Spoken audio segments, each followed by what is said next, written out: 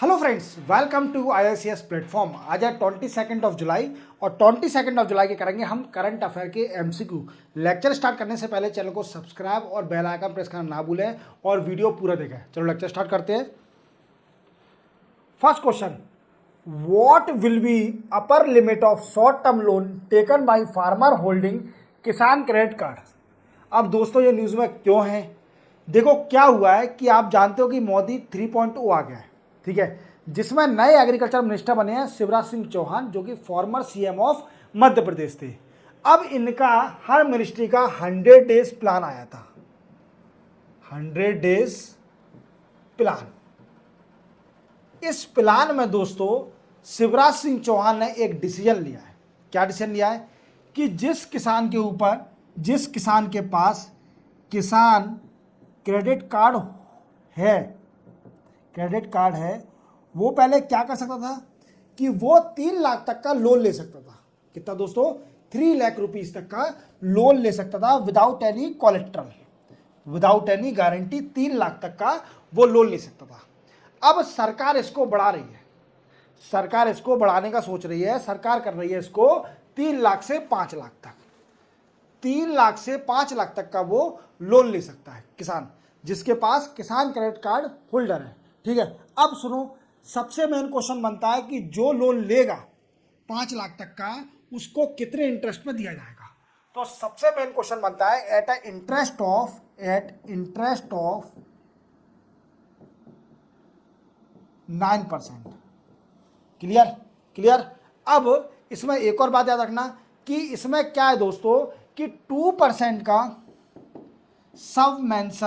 Subvention scheme के जरिए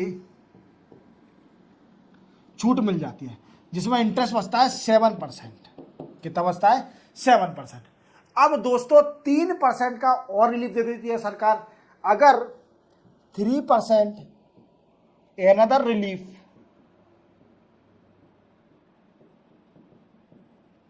if farmer पे लोन टाइमली। अगर फार्मर लोन टाइम पर पे कर देता है तो उसको कितना बचेगा? फिर 4% पर उसको 5 लाख तक का लोन मिल जाएगा। समझ आ रहा है मेरी बात को कि सरकार अब 3 लाख जो लोन मिलता था किसान क्रेडिट कार्ड होल्डर को, अब उसकी लिमिट बढ़ा दी है। कितनी हो गई है? 5 लाख। समझ आ गया? तो किससे क्या होगा? एग्रीकल्चर की प्रोडक्टिविटी बढ़ेगी और जो फाइनेंशियल डिस्ट्रेस हो रहा है फार्मर के साथ, उसका रिजोल्यूशन होगा। समझ आ गया? चलते अपन नेक्स्ट क्वेश्चन पर। नेक्स्ट क्वेश्चन दोस्तों, who is appointed new Indian ambassador in USA। देखो इनको आप जानते होंगे, विनय खात्रा। ये कौन है? विनय खात्रा है। और ये कौन थे? ये फॉर्मर फॉरेन सेक्रेटरी हैं और बड़े ही टैलेंटेड हैं, इसलिए इनको USA का एम्बेसडर बनाया है। इंडिया की तरफ से USA का एम्बेसडर बनाया है। अब ये फॉरेन सेक्रेटरी नहीं है, अब ये USA जाएंगे, वहाँ एम्बेसडर बन जाएंगे, इंडियन एम्बेसडर इन USA। तो नाम याद रखना, ये बहुत इंपॉर्टेंट है। USA में अगर कोई एम्बेसडर जाता है तो वो इंपॉर्टेंट होता है। तो कौन है? विनय क्वात्रा। याद रखोगे। चलते अपन नेक्स्ट क्वेश्चन पर। नेक्स्ट क्वेश्चन है, according to latest report by BARC concluded how much of uranium concentration in water is not poisonous.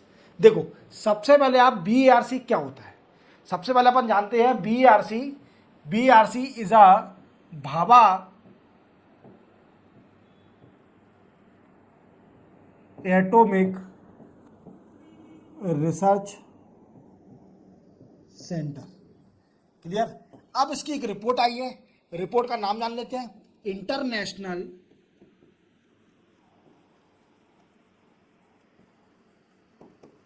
General environment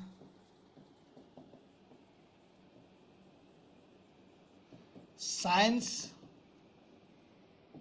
and pollution research.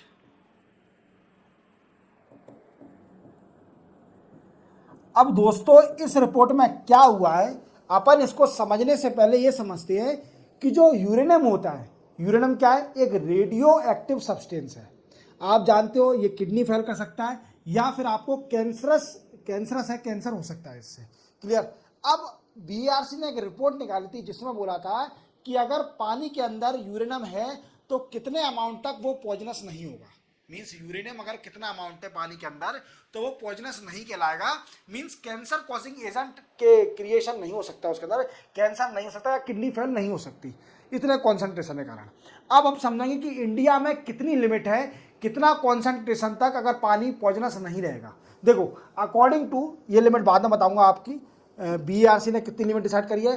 देखो अकॉर्डिंग टू एईआरबी, एईआरबी क्या है?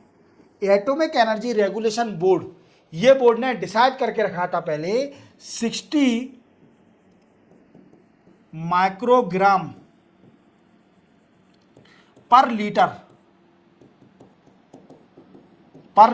इतना अगर यूरेनियम होगा पानी के अंदर तो ये पॉइजनस नहीं कहलाएगा। पानी क्या नहीं कहलाएगा? पॉइजनस नहीं कहलाएगा। बट क्या हुआ?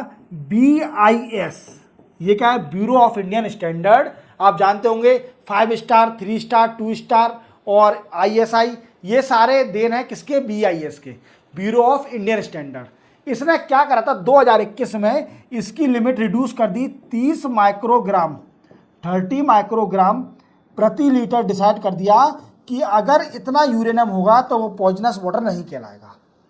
अब बीएआरसी भाभा एटॉमिक रिसर्च, इसकी रिपोर्ट आई है international journal environment science and pollution research नाम से। इस रिपोर्ट में बोला है कि अगर 60 माइक्रोग्राम पर लीटर यूरेनियम कॉन्सेंट्रेशन होगा पानी में तो वो पॉइजनस नहीं कहलाएगा, वो पीने योग्य होगा। पर अभी राइट नाउ इंडिया में है इसकी 30 माइक्रोग्राम पर लीटर इसकी कंडीशन है।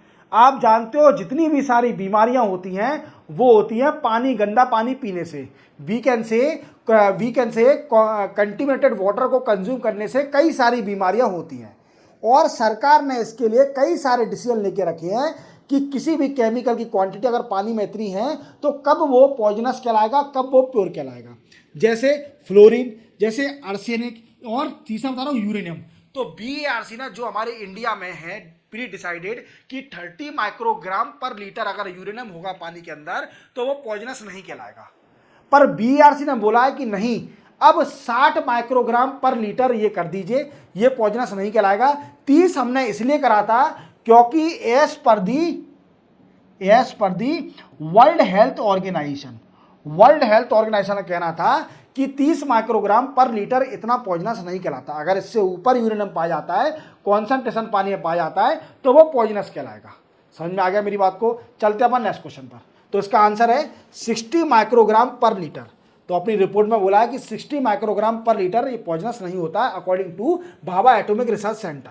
चलते हैं नेक्स्ट क्वेश्चन पर।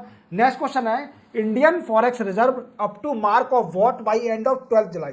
12 जुलाई तक इंडिया का फॉरेन रिजर्व कितना था दोस्तों? तो इंडिया का फॉरेन रिजर्व है $666.854 बिलियन।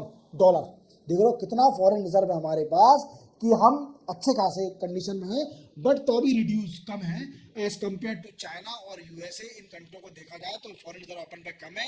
चाइना ट्रिलियन में है, हमारे पास तो ट्रिलियन हो नहीं रहा, बिलियन ही, अपन अभी बिलियन की लाइन में ही है।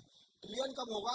मैं तो सोच रहा हूँ, जब मैं देखना चाह रहा हूँ कि हमारी इंडिया का ट्रिलियन फॉरेन रिजर्व कब होगा, तो मैं उस दिन का इंतजार कर रहा हूँ। तब भी मैं आपको पढ़ाऊंगा ट्रिलियन डॉलर। ठीक है, चलते हैं अपन नेक्स्ट क्वेश्चन पर। नेक्स्ट क्वेश्चन है navy chief Dinesh Kumar Tripathi and army chief Upendra Dwivedi, देखो आप जानते हो, was honoured with which medal for distinguished service by president. देखो राष्ट्रपति ने एक सम्मानित किया है किसको? जो कि अपने नेवी के चीफ हैं जिनका दिनेश कुमार त्रिपाठी नाम है, और जो आर्मी के अभी नए चीफ बने हैं जिनका नाम है उपेंद्र द्विवेदी, इनको सम्मानित किया है क्योंकि इन्होंने बहुत अच्छा काम किया है। तो इनको किस मेडल सम्मानित किया है दोस्तों? इनको करा है परम विशिष्ट सेवा। कौन सा मेडल? परम विशिष्ट सेवा। याद रखोगे, परम विशिष्ट सेवा देखो ऐसा दिखता है, देख पा रहे होंगे आप, परम विशिष्ट सेवा इनके यहाँ लग जाएगा। और ये परम विशिष्ट सेवा का मेडल पाने वाले बन गए हैं चीफ दोनों के, नेवी के और आर्मी के, उपेंद्र द्विवेदी जो नए बने हैं, और जो पुराने हैं नेवी के अभी हैं दिनेश कुमार त्रिपाठी, याद रखना। चलते अपन नेक्स्ट क्वेश्चन पर। नेक्स्ट क्वेश्चन है who was receive prestigious Gandhi Mandela award 2020। देखो गांधी मंडेला अवार्ड है, ये मैम को आप सुनिए, ये मैम का नाम है रिगोबर्टा मेंचुटुम। मेंचुटुम थोड़ा नाम डिफिकल्ट है क्योंकि इंडियन लोगों को ये नाम याद करने में बड़ी डिफिकल्टी होगी। क्रिस गेल को तो आप जानते होंगे। क्रिस गेल कहाँ से बिलोंग करते थे? कैरेबियन कंट्री से। Caribbean country. और कैरेबियन कंट्रीज कहाँ पर हैं? आप जानते हो कि जो नॉर्थ अमेरिका आइलैंड है उसके नीचे जितने भी आइलैंड, छोटे छोटे आइलैंड बने हैं मैक्सिको के नीचे, वो सारे कैरेबियन कंट्री कहलाते हैं। तो वहां पर एक आइलैंड है जिसका नाम है गुटेमाला।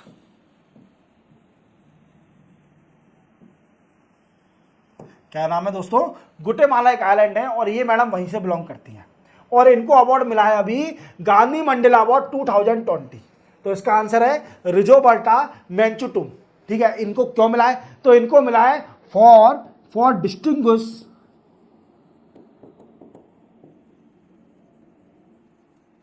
सर्विस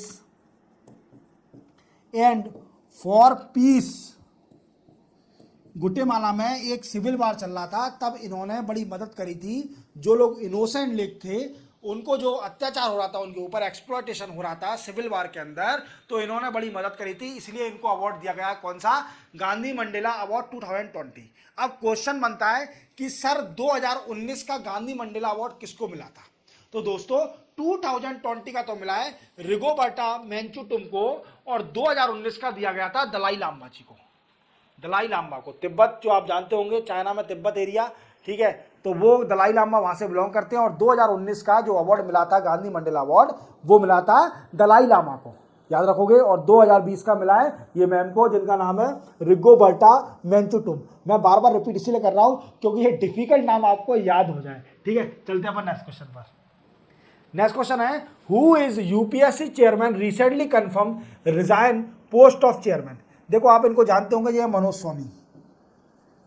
इनको तो आप बच्चा बच्चा जानता होगा, जो भी अगर एस्पिरेंट होगा, real aspirant of UPSC know very well that he is a chairman of UPSC, not is was chairman of UPSC.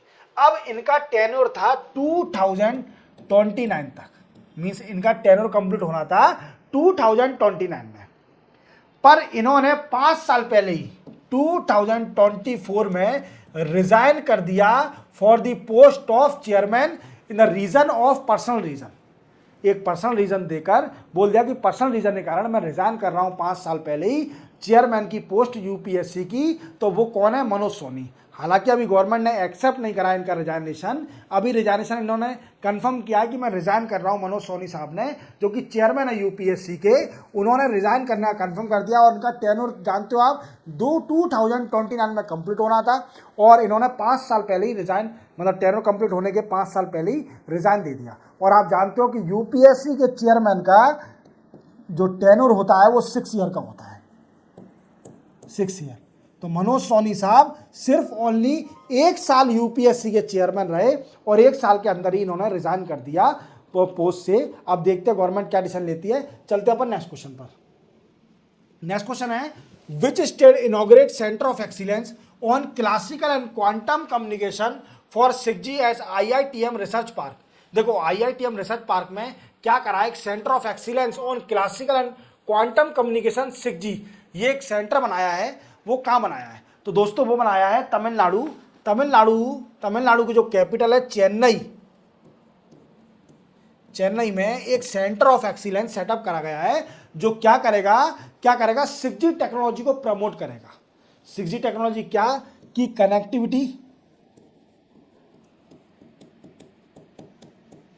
Connectivity and information sharing,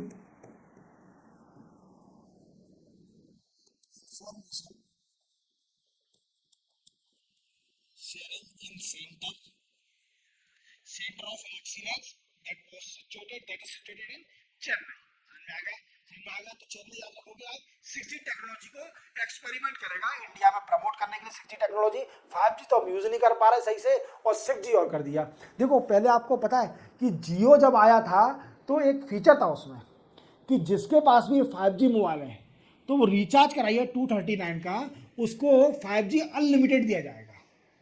means अगर 4G आपका खत्म भी हो जाता है 1.5 GB का रिचार्ज, तो आपको वो नेट खत्म हो जाता है तो 5G आपको अनलिमिटेड मिलेगा। तो इसी कारणवश कई सारे लोगों ने 5G मोबाइल खरीद लिया।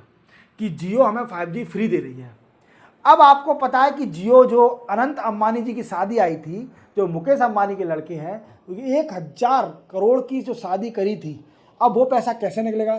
तो जियो ने क्या किया कि उसकी कॉस्ट बढ़ा दी, रिचार्ज जितने भी रिचार्ज थे उसकी 25%, 25% कॉस्ट बढ़ा दी, और वो पैसा जितने भी पब्लिक थे, कॉमन पीपल थे, उनसे लूट लाट के अपनी शादी कर ली अपने बच्चे की। समझाया? अब इसमें क्या हुआ, इसमें नया फीचर आ गया कि जो पहले 5G अनलिमिटेड मिलता था वो खत्म हो गया। तो अब 5G, यही कह रहा हूं कि मैं 5G लोग बाग यूज नहीं कर पा रहे हैं सही से, और 6G टेक्नोलॉजी आ रही है। पहले आप 5G का रिवॉल्यूशन तो लाइए हमारे इंडिया में, देन आफ्टर 6G, पर हमारा काम है पढ़ना और पढ़ाना। समझ में आया? चलते हैं अपन नेक्स्ट क्वेश्चन पर। नेक्स्ट क्वेश्चन है which day is observe as international moon day 2024। तो इंटरनेशनल मून डे मनाया जाता है 20 जुलाई को, 20 जुलाई को, और इसका मेन मोटिव होता है मून एक्सप्लोरेशन, मून एक्सप्लोरेशन, और we can say lunar exploration. Moon की खोज करना। मून के अंदर देखो, आप देख पा रहे होंगे सरफेस, ठीक है, ऐसा लग रहा है जैसे बूंदें गिरी हो पानी की, मिट्टी के ऊपर बूंदें गिरी हो पानी की, ऐसा फील नहीं हो रहा? तो वो अलग चीज़ है, पर पानी नहीं है, अभी सर्च चल रहा है, देखते हैं क्या होता है। ठीक है, अब इसका एक्सप्लोरेशन करेंगे तभी तो पता चलेगा कि इसमें पानी की व्यवस्था है कि नहीं है। ठीक है, चंद्रयान 1, चंद्रयान 2, ठीक है, आप समझ रहे होंगे। चलते हैं अपन नेक्स्ट क्वेश्चन पर। तो 20 जुलाई याद रखना। ठीक है, चलते हैं। What is theme of Indian mobile Congress 2024? तो आप जानते हो कम्युनिकेशन मिनिस्टर कौन बने हैं मोदी 3.0 में? हमारे शिवराज सिंह चौहान, वो शिवराज सिंह चौहान नहीं, सॉरी, ज्योतिरादित्य सिंधिया, सॉरी, शिवराज सिंह चौहान तो एग्रीकल्चर मिनिस्टर बने हैं। वो क्या हुआ कि मैं एमपी से बिलोंग करता हूं, तो मुझे क्या है, वो सीएम बड़े अच्छे लगते थे, तो उनका ही नाम याद आ रहा है बार बार। और मैंने अभी क्या डिटेल करंट अफेयर में एग्रीकल्चर के ऊपर पढ़ाया है, तो क्या शिवराज सिंह चौहान ही याद आ रहे हैं मुझे। ज्योतिरादित्य सिंधिया का भी याद कर लीजिए, कम्युनिकेशन मिनिस्टर बने हुए हैं, और ये है ज्योतिरादित्य सिंधिया। तो सुनो सुनो मेरी बात। अब इनका जो इंडियन मोबाइल कांग्रेस हुई थी उसकी थीम पूछी है, तो आप देख पा रहे होंगे कि future is now, future is now. और देखिए 15 से 18 ये भारत मंडपम न्यू दिल्ली में हुई थी, 18 जुलाई। ठीक है, 15 जुलाई से लेकर 18 जुलाई तक एक कांग्रेस चली थी जो मंडपम न्यू दिल्ली के अंदर, और न्यू दिल्ली में इसकी थीम थी फ्यूचर इज नाउ। क्या थीम थी? फ्यूचर इज नाउ, मतलब फ्यूचर अब है, अब फ्यूचर है, नहीं फ्यूचर तो आगे है यार, future is tomorrow not now. ठीक है, उनने थीम रखी है, अपन को मानना है, याद रखना है। चलते अपन नेक्स्ट क्वेश्चन पर। नेक्स्ट क्वेश्चन है which state launch Rajiv Gandhi civil अभियान हस्तम scheme for civil service aspirant. देखो, ये एक स्टेट है जिसने एक स्कीम स्टार्ट करी है जिसका नाम है राजीव गांधी सिविल अभियान हस्तन स्कीम। अब देखो, इसको क्वेश्चन को बताने का मैं तरीका समझाता हूं। अब ये स्कीम स्टार्ट करी है तो राजीव गांधी का नाम आ गया स्कीम के आगे। तो ये समझना कि जिस स्टेट में कांग्रेस की सरकार होगी वहीं ये स्कीम स्टार्ट हुई होगी। ये याद करने का तरीका बता रहा हूं कि अगर किसी स्कीम में कांग्रेस लीडर का नाम आता है आगे, या फिर बीजेपी सरकार, जो बीजेपी लीडर का नाम आगे आता है तो बीजेपी से बिलोंग करेगी, जो स्टेट में बीजेपी सरकार होगी। अगर कांग्रेस लीडर का नाम आता है तो कांग्रेस की जो गवर्नमेंट होगी उसके नाम से स्कीम स्टार्ट होगी। देखो, अब देखते हैं अपन, वेस्ट बंगाल में कांग्रेस सरकार है नहीं, तृणमूल कांग्रेस है, महाराष्ट्र में बीजेपी है, और मध्य प्रदेश में भी बीजेपी है। समझ में आया? समझ में आया? अब बचा कौन? तेलंगाना। तो तेलंगाना ने स्टार्ट करी है स्कीम, क्या? राजीव गांधी सिविल अभियान स्तंभ स्कीम फॉर सिविल सर्विस। अब स्कीम में क्या होगा दोस्तों? तो ये स्कीम क्या करेगी? फाइनेंशियल सपोर्ट देगी, financial support to civil service aspirant from Telangana. Telangana से जो भी बच्चे तैयार कर रहे हैं सिविल सर्विस की, उनको फाइनेंशियल सपोर्ट देगी। अगर किसी बच्चे ने प्रीलिम्स निकाल लिया, किसी बच्चे ने सिविल सर्विस का प्रीलिम्स निकाल लिया, तो सरकार उसको 1 लाख रुपए देगी, 1 लाख मतलब 1 लाख रुपीज देगी for preparation of mains exam. Mains exam की प्रिपरेशन करने के लिए, कौन सा मेंस एग्जाम? यूपीएससी का मेंस एग्जाम प्रिपेयर करने के लिए तेलंगाना सरकार, जो भी बच्चा होगा तेलंगाना से बिलोंग करता होगा, उसको 1 लाख रुपए देगी सरकार। और जिस बच्चे को तैयारी करना है, जो गरीब बच्चा है, उसको भी सरकार मदद करेगी, फाइनेंशियल सपोर्ट देगी। The aspirant who are preparing for the civil service and belong to Telangana state. समझ में आ गया? चलते अपन नेक्स्ट क्वेश्चन। नेक्स्ट क्वेश्चन है central board of direct tax has awarded the test 2.2 to which network company. अब देखो, एक नेटवर्क कंपनी, आप जानते हो कि कई सारी नेटवर्क कंपनियां, जियो है, एयरटेल है, आइडिया, वोडाफोन है। ठीक है, आइडिया और वोडाफोन तो खत्म हो गई है, कंपटीशन बचा है सिर्फ ओनली एयरटेल और जियो में, जो कि हमें लूट रही है रिचार्ज बढ़ा के। जो अनंत अंबानी की शादी थी वो हमारे पैसे हुई है, तो शुक्रगुजार करो कि हमें इनवाइट नहीं करा, हमें हमारे पैसे से शादी कर ली और हमको ही नहीं बुलाया।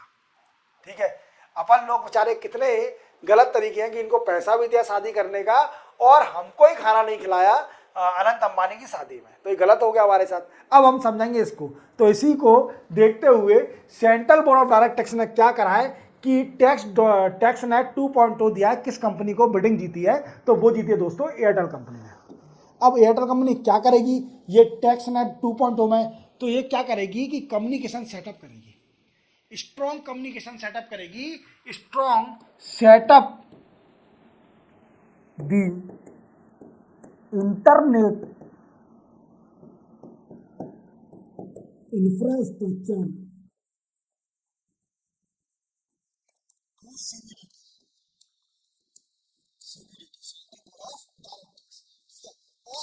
और कनेक्टिविटी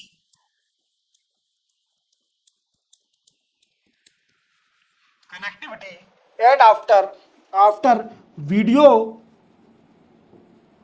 कॉन्फ्रेंसिंग, ये सारी सर्विस देगी क्या एयरटेल। समझ में आया? तो एयरटेल से सरकार ने टाई अप कर लिया है। आप बड़ी खुश होगी एयरटेल कि चलो कुछ तो मिला हमको, कस्टमर तो हमारे जा ही रहे हैं जियो में, कम से कम हमें सरकार तो हमारा ध्यान रख रही है। तो समझ रहे होंगे आप मेरी बात को। इसी के साथ चलते हैं अपन नेक्स्ट क्वेश्चन पर। नेक्स्ट और लास्ट क्वेश्चन है दोस्तों, which institute has receive best technology award for it pioneering work in field of horticulture science. देखो, एक है ना इंस्टीट्यूट है जिसने हॉर्टिकल्चर साइंस में बड़ा अच्छा प्रमोशन करा, हॉर्टिकल्चर साइंस में रिसर्च अच्छी कर रही है, तो उसको अवार्ड दिया गया है। तो वो कौन है दोस्तों? Indian institute of spice research. ये इंस्टीट्यूट को अवार्ड दिया गया है, बेस्ट टेक्नोलॉजी अवार्ड दिया गया है। अब Indian institute of spice research कहां पर है? तो दोस्तों ये है कोझीकोड़ा में, कोझीकोड़े में, जो कि केरला में है। समझ में आया? और Indian institute of spice research कब सेटअप हुआ था दोस्तों? ये सेटअप हुआ था 1975 में। याद रखोगे, स्पाइस रिसर्च सेटअप हुआ था 1975 में, और जो कोझीकोडे केरला में है। आप जानते हो केरला में सबसे ज़्यादा मिर्च मसाले होते हैं, इसलिए वहीं पर इंस्टीट्यूट सेटअप करा गया है कोझीकोडे केरला में, Indian institute of spice research. आप समझ पा रहे होंगे, इसको बेस्ट टेक्नोलॉजी अवार्ड मिला है फॉर एनहांसिंग द हॉर्टिकल्चर और रिसर्चिंग इन हॉर्टिकल्चर साइंस। समझ में आया? इसी के साथ 22 जुलाई के करंट अफेयर के एमसीक्यू कंप्लीट होते हैं। चैनल को सब्सक्राइब और बेल आइकन प्रेस करना ना भूलें, और वीडियो हमेशा पूरा देखें जिससे आपकी नॉलेज एक्सपांड होगी। मिलते हैं हम कल नए वीडियो के साथ, तब तक के लिए जय हिंद।